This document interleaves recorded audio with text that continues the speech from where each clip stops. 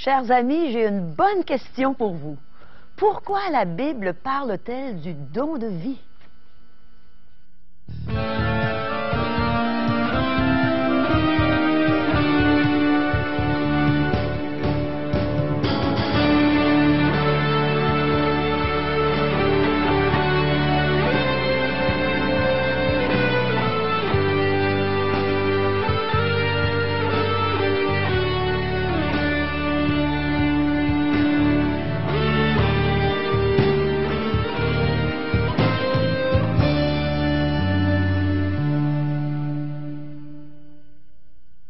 Bienvenue à cette émission de la Parole vivante. Cette semaine, on a plein de bonnes choses à vous présenter. On va recevoir un bon enseignement de la parole de Dieu, de cette parole vivante. On va entendre un chant qui, je pense, va toucher vos cœurs. Et aussi, je vais donner mon témoignage aujourd'hui afin que vous sachiez comment je suis devenue une enfant de Dieu, comment la parole vivante est en moi, dans mon cœur. Et on sait qu'il y a des gens sur cette terre qui sont très généreux. Je pense que vous allez être d'accord avec moi, on en connaît plusieurs. Mais on va voir aujourd'hui qui est la personne la plus généreuse qui soit venue sur cette terre. Alors demeurez à l'écoute, on vous revient tout de suite.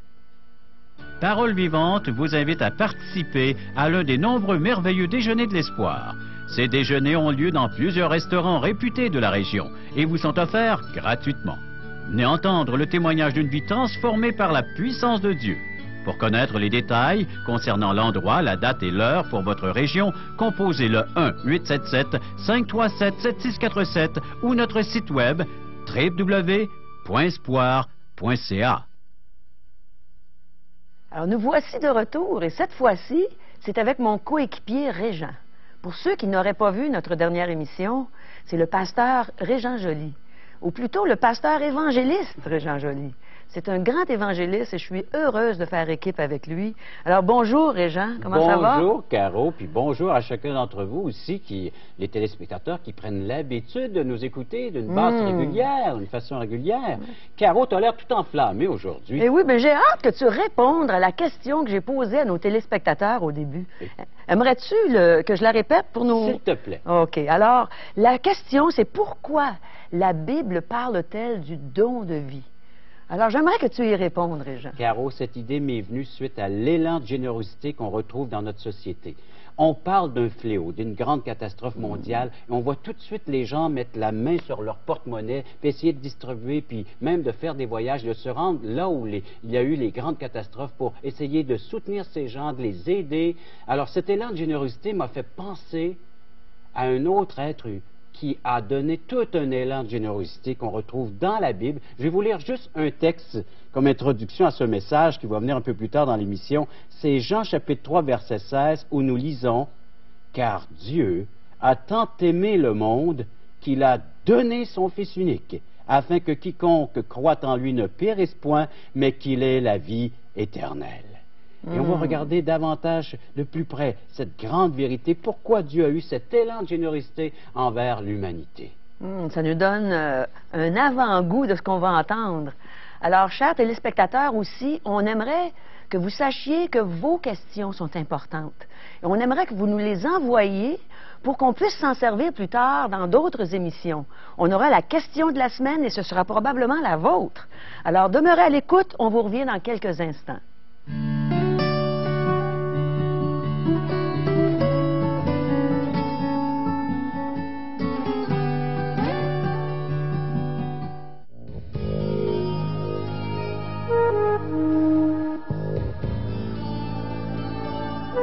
Cette semaine, Régent va nous parler du don de vie. Il va nous entretenir sur la vie éternelle que Dieu donne. Alors, Régent, j'ai bien hâte d'entendre ce que tu vas prêcher, ce que tu vas dire aujourd'hui. Pour peut-être mieux saisir, mieux comprendre, j'ai une autre illustration. Moi, j'aime bien illustrer les messages. On a cette publicité qu'on voit couramment sur les ondes de la télévision. On voit une personne qui est à ses occupations et soudainement, elle quitte ses occupations pour se tourner vers la caméra puis de dire merci. Elle dit merci à une personne qui est couchée là sur un lit, sur une civière, en train de donner du sang. Oh là là. Et la personne qui est là, couchée sur cette civière, elle dit de rien ou c'est un geste qu'elle a fait comme ça de sa part, la générosité. Alors donc, elle reconnaît, cette personne, que ce don de sang lui a sauvé la vie. C'est merveilleux.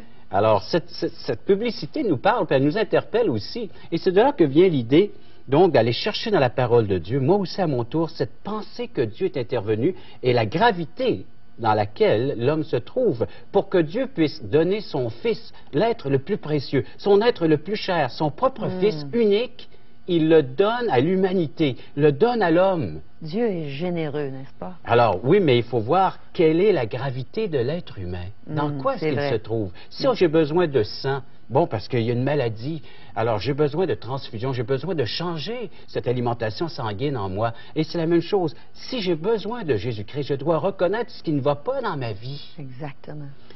Le prophète Ésaïe mentionne, chapitre 1er, OK, il parle ici du peuple d'Israël. Il parle dans le contexte de ses récits, de ses écrits, mais j'aimerais faire mentionner ici cette vérité. Il nous dit dans Ésaïe, chapitre 1er, verset 5, « La tête entière est malade, et tout le cœur est souffrant.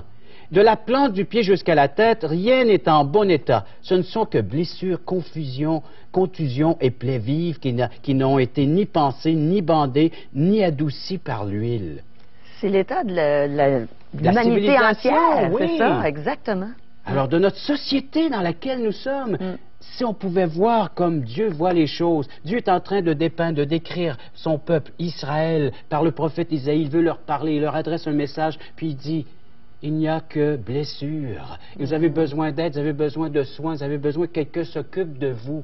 Et Dieu se présente comme étant le médecin, celui qui veut apporter les soins nécessaires à cette humanité. Le médecin par excellence. Excellence. Notre Créateur. Dans l'Évangile, lorsque nous voyons Jésus-Christ marcher dans la Palestine, dans les rues de Jérusalem, il se présente comme étant le médecin. Et il dit, l'être humain a besoin de médecins. Il dit, ce ne sont pas ceux qui se pensent justes qui ont besoin de soins, mais ceux qui se déclarent pécheurs, qui reconnaissent leur état d'âme. Qui déclarent combien ils sont malheureux à cause du péché. Et tout cela a commencé, tu viens de nous citer justement le mot péché, c'est l'origine de tout mot, de tout mal qui existe sur la surface de la terre, c'est le péché. Dieu appelle ça une offense, une révolte, une rébellion à l'égard de Dieu. Et par le fait même, l'être humain s'est retrouvé dans une situation fâcheuse, désastreuse, un état de perdition. Je me rappelle de m'être senti comme ça avant de connaître le Seigneur. Alors, c'est le médecin qui est en train de faire son œuvre, de diagnostiquer l'état de ton âme. Et j'espère que les téléspectateurs aussi auront ce grand diagnostic, recevront de la part de Dieu ce diagnostic, premièrement, qu'ils sont atteints de cette maladie incurable, une maladie qui mène à la mort. La Bible nous dit, dans Jean chapitre 6, verset 23, « Le salaire du péché, c'est la mort. » Exactement. Mais après ça, il y aura un autre bon aspect, un bon côté, lorsqu'on reçoit les soins de Dieu. Comment est-ce que Dieu peut nous apporter tout ce qui est nécessaire afin de soigner l'être humain qui est atteint de du péché, de la maladie. Une autre illustration, c'est de voir que des personnes qui sont prêtes à donner une partie de leur corps, ils sont prêts à donner des reins. Oui, je connais quelqu'un qui a donné son rein à son frère. Imagine! Alors là, on voit encore plus la gravité. C'est pas seulement une maladie, mais là, c'est un don d'organes. On a besoin de changer un organe pour pouvoir garder la personne en vie, qu'elle puisse poursuivre son existence. Et si on pouvait réaliser que le péché, c'est ce qu'il m'a occasionné, c'est pas seulement l'organe physique, mais l'organe spirituel a besoin d'être renouvelé, d'être régénéré, nous dit les Saintes Écritures, de pouvoir naître de nouveau, une nouvelle naissance. Dans le contexte de Jean chapitre 3, ceux qui liront, qui ont une Bible à la maison, pourront s'y référer, et Dieu dit qu'il est venu nous apporter une nouvelle vie. Exactement. Voilà l'expression nouvelle vie, le don de la nouvelle vie là, que Dieu m'a apporté. Tu es en train de répondre à notre question. C'est la réponse. Pourquoi Dieu s'exprime de la sorte et puis il nous dit qu'il est venu nous apporter le don de la vie? C'est parce qu'il faut réaliser que nous sommes des êtres spirituellement morts vis-à-vis de Dieu et que pour retrouver la communion, le contact avec Dieu, il ne faut pas seulement un nouveau rein, mais il faut une nouvelle vie afin de pouvoir communiquer avec Dieu.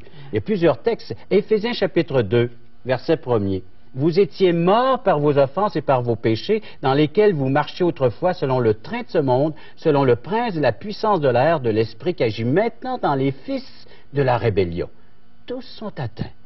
Nous tous aussi, nous étions de leur nombre, et nous vivions autrefois selon les convoitises de notre chair, accomplissant les volontés de la chair, de nos pensées, et nous étions par nature des enfants de colère comme les autres. C'est ce qu'on était, toi et moi, avant de connaître le Seigneur Jésus. On a dû passer par le fait de réaliser ce que nous étions. Ouais. Les pécheurs perdus, Ouais. séparés d'avec Dieu, et que le seul unique moyen, le seul remède que Dieu met à la portée de l'être humain, c'est son Fils, son unique Fils, le Seigneur Jésus-Christ, qui est venu nous apporter la véritable vie. Il a pris nos meurtrissures sur lui, il a pris nos péchés sur lui. Il a porté Quel la maladie. sauveur. Amen. C'est lui-même Oui.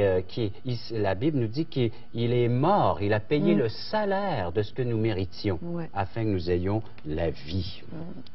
Alors donc, ça prendrait pas de temps qu'aujourd'hui, si on faisait connaître un besoin, on en a fait connaître des besoins qu'il y a eu sur l'humanité, des fléaux, des catastrophes, et on a vu la grande générosité de l'être humain. Moi, j'ai déjà participé à des télétons. Donc, on a vu la générosité des oui, gens. moi aussi, j'en ai fait. Pour des maladies, que ce Oui. soit pour les enfants ou dans tout autre domaine. Alors, l'homme, il participe, il est généreux. Oui. Alors, c'est comme s'il y avait un téléthon, un appel ici à cette humanité. Si l'humanité appelait de l'aide, du secours, Dieu est prêt à répondre. Exactement. Mais il suffit de lancer un appel. Ouais. Et j'invite les téléspectateurs à faire un appel envers Dieu, de réaliser l'état de leur cœur, de leur âme, de voir le péché, de voir jusqu'où que ça conduit. Et par le fait même de recevoir. Vous savez, si cette dame, que je reviens à l'annonce, à la publicité, qui a reçu ce don du sang, bien, elle était remplie de gratitude à l'égard de l'autre personne qui a donné. Oui. C'est la même chose pour un don d'organes. Ouais. Hein? On voit ça des fois, des retrouvailles, des gens qui disent merci Oui.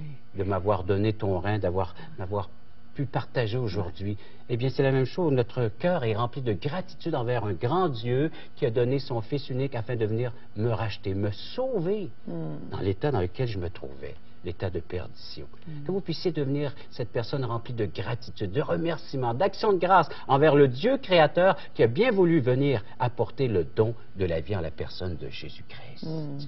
Tu dis bien le don de vie, hein? C'est un cadeau qu'on a reçu du Seigneur Jésus. Et tu vas nous en parler un peu plus tard en donnant ton propre témoignage, comment toi tu as reçu ce don de vie. Merci Régent pour ce beau message sur le don de vie. Oh mes amis, c'est pour toi, c'est pour moi que Jésus a donné sa vie sur la croix.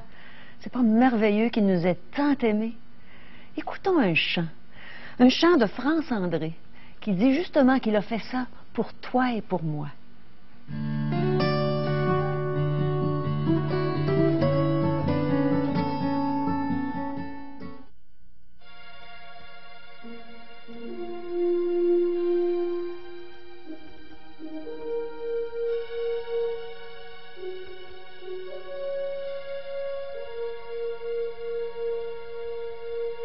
Il y a 2000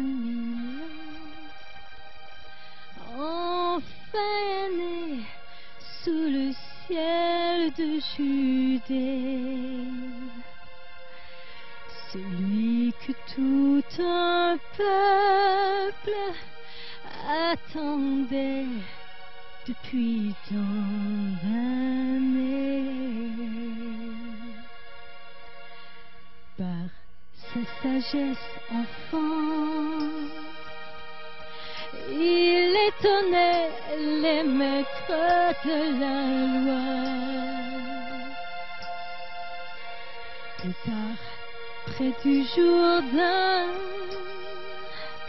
une colombe guida ses pas.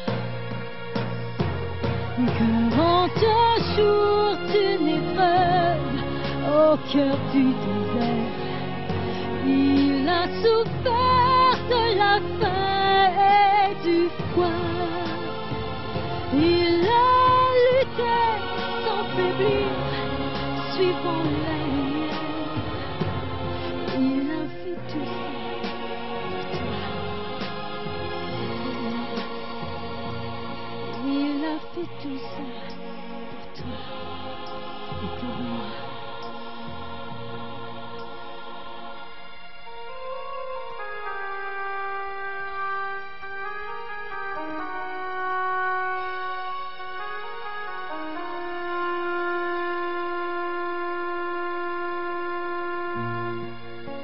Il a marché selon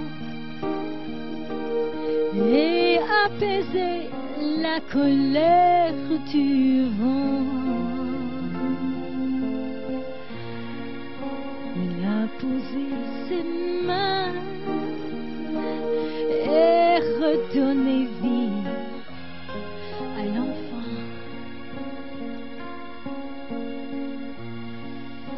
Il a donné du pain à tous les hommes qui l'écoutaient parler. Il a porté au monde un message d'amour et de paix. Abandonné et trahi, il fut condamné comme un voleur cloué sur la croix. Pour nous montrer le chemin, il s'est sacrifié. Il a fait tout ça pour toi et pour moi. Il a fait tout ça pour toi et pour moi.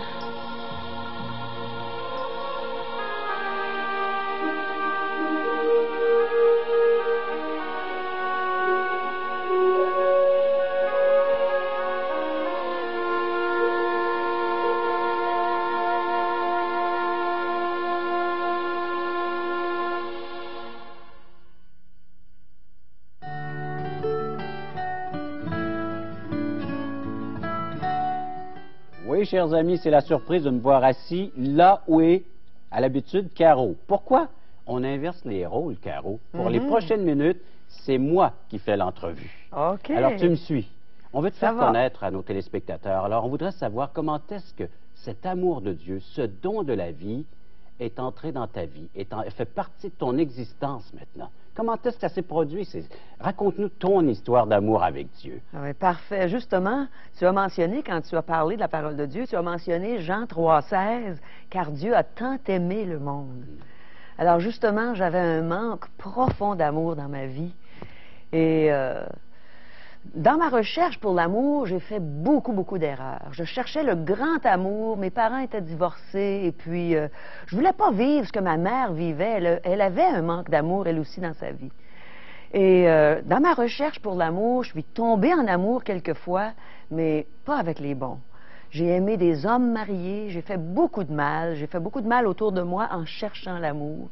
Et finalement, je me suis heurtée à la drogue et je suis allée jusqu'à faire une tentative de suicide.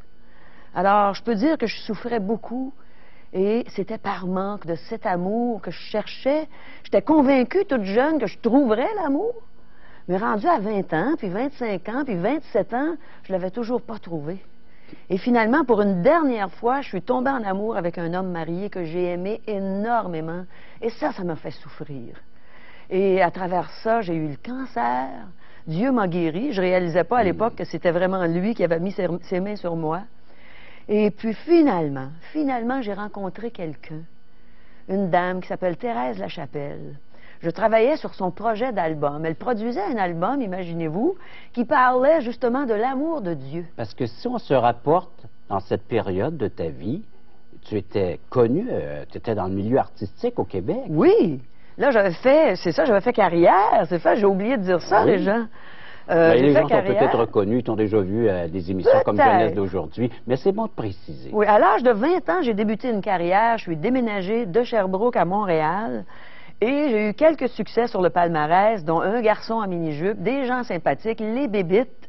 Et j'ai composé le grand succès de Marthe Fleurant, Oh, belle maman, votre fils ne me comprend pas. Et je faisais semblant de connaître l'amour, mais je ne le connaissais pas. Et à travers ma carrière, j'avais de la gloire, j'avais certaines, on pourrait dire, petites joies sur scène, mais dès que je descendais de scène, j'étais malheureuse, j'étais misérable. Et c'est là que j'ai fait une tentative de suicide en amour avec mon dernier amant, qui ne s'est pas pointé un soir où je l'attendais. Et puis, finalement, Dieu a mis Mme Lachapelle sur On ma en route. arrive là. Oui. Avec cette rencontre avec Oui. cette dame qui est en train d'indiquer Oui, un disque qui parle de Dieu et de son amour. exactement. Et puis, ces paroles venaient me chercher dans mon cœur. Elles disaient des choses comme « As-tu reconnu Jésus? As-tu le bonheur de l'avoir dans ton cœur? Es-tu devenu l'enfant de son Père? » Je disais « Qu'est-ce que c'est ça, devenir un enfant de Dieu? On peut devenir? » Je pensais, moi, on est tous des enfants de Dieu, mais j'ai réalisé qu'on était tous des créatures de Dieu.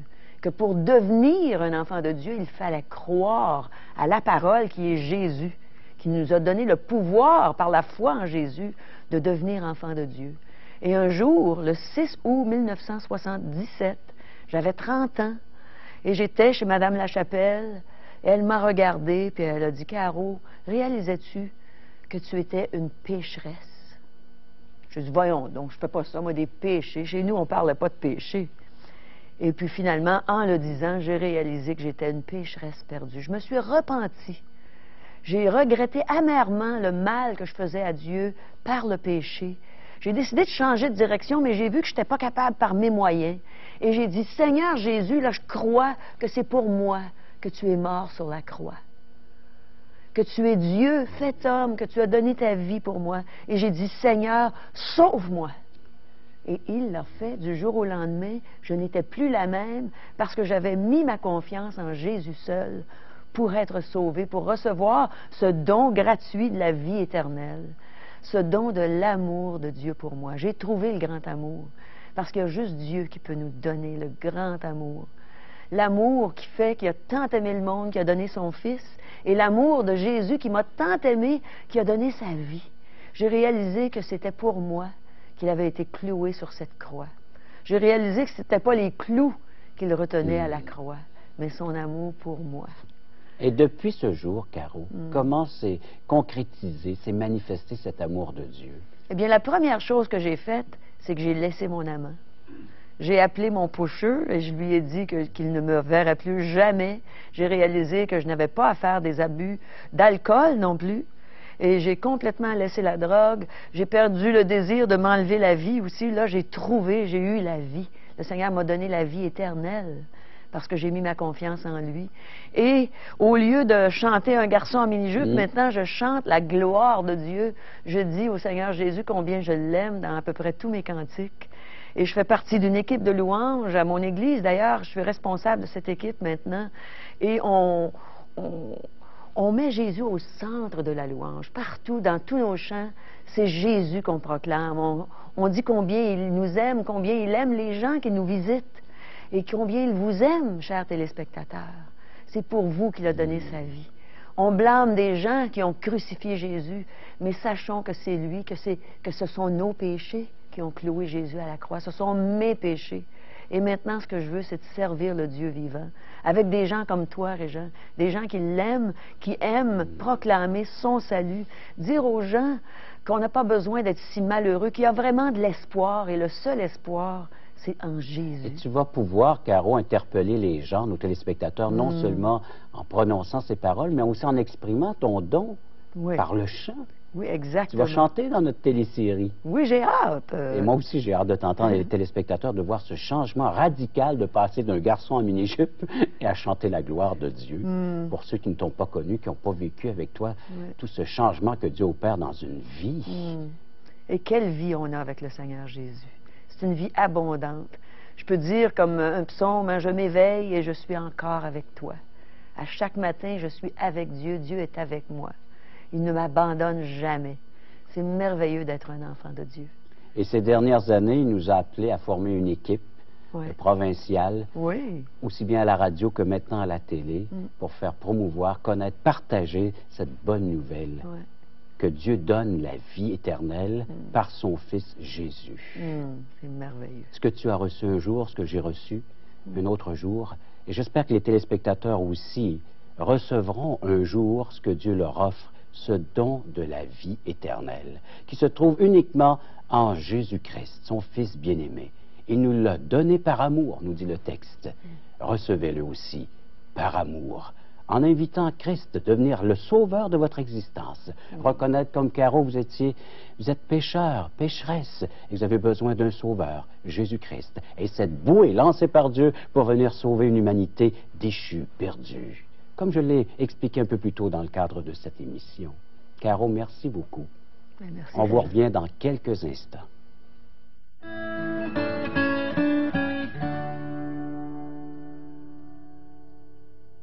Mes amis, ça a été une joie pour moi de vous apporter mon témoignage aujourd'hui, de vous raconter ce que Dieu a fait dans ma vie.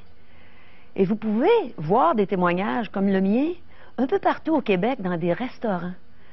Vous pouvez aller prendre un bon déjeuner gratuit et ensuite entendre le témoignage d'une vie qui a été transformée, comme la mienne l'a été, comme celle de Régent l'a été un jour.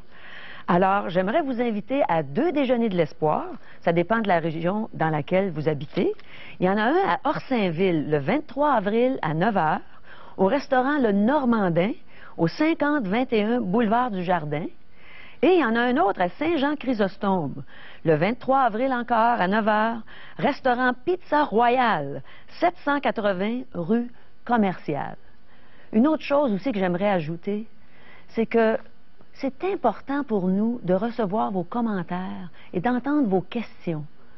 Vous êtes important pour nous et on veut savoir ce que vous pensez.